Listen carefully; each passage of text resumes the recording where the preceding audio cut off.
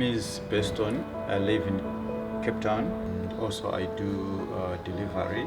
Interbet helped me to realize my dreams. Now I have my own delivery vehicle and I'm able to do the removal in and around Cape Town.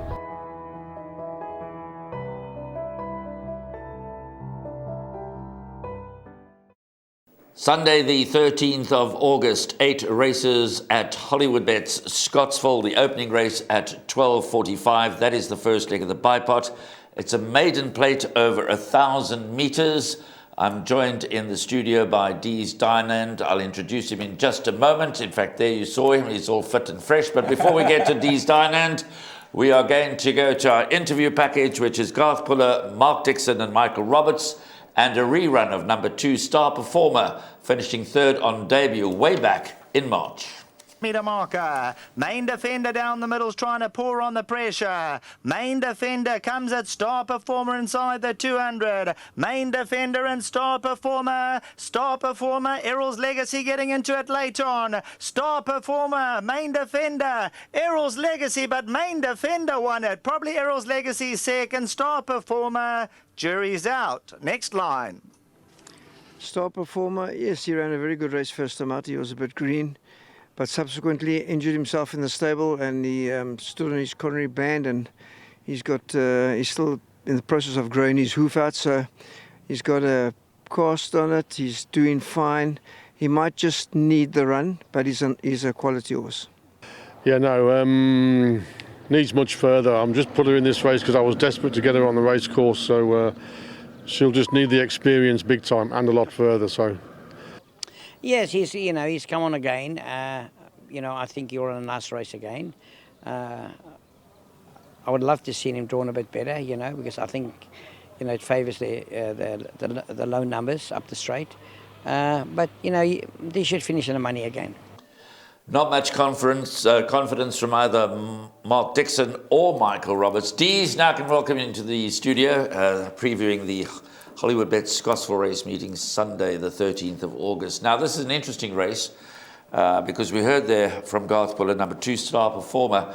Wonderful debut behind a top horse, Main Defender. We know what he's gone on to do. And the horse that ran second there, Errol's Legacy, that's come out to win since. But we heard about the injury. But the talk and the money is for Tony Revelin's first timer, number 12, King of the Gauls, was 6-1 at one stage, is now into 18-10. The connections are confident. In the front of the computer form, Tony Revelin says, good chance. 2-horse race?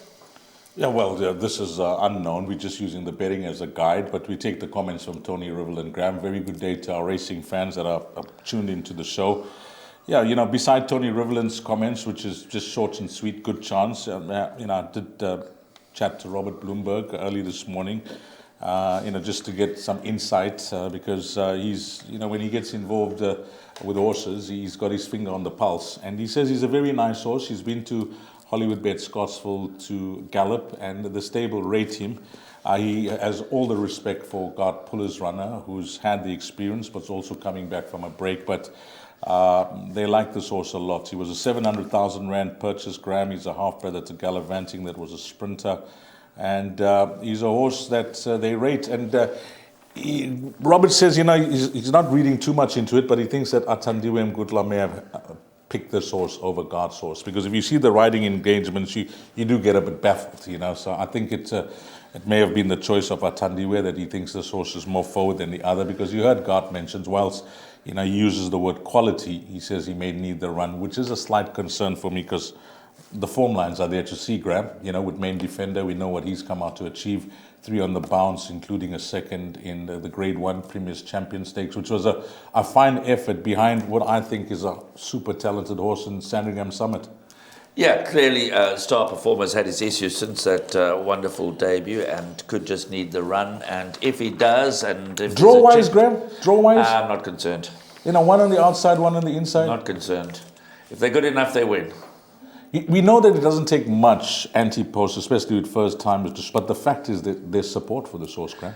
Absolutely. Look, he's obviously done really well at home coming into the race. He's just turned 3 years old. They obviously highly regard him, as you've heard there from not only Tony Revelin, but also from from Robert Bloomberg. So there we go. The first race, the opening What race. are we doing in the bipod? 2 and 12. We have to. 2 and 12. Put them both in. They'll run 1 tree if they both run up to their ability. But just in case Star Performer needs a run, then we'll just hope that 12 comes through. But I think they'll probably run first and second. Fair comment, at race time we should see the real money, whether this horse drifts out in the betting or more support. Yeah, I think if there'll probably be more support for him. But don't underestimate Star Performer because he showed terrific ability on his debut. Yeah, I think Graham's spot on there. I think we could double up, and it could be the exact to get off us to a flying start. Box them if you're not in the camp of either or. Numbers 2 and 12, race number 1.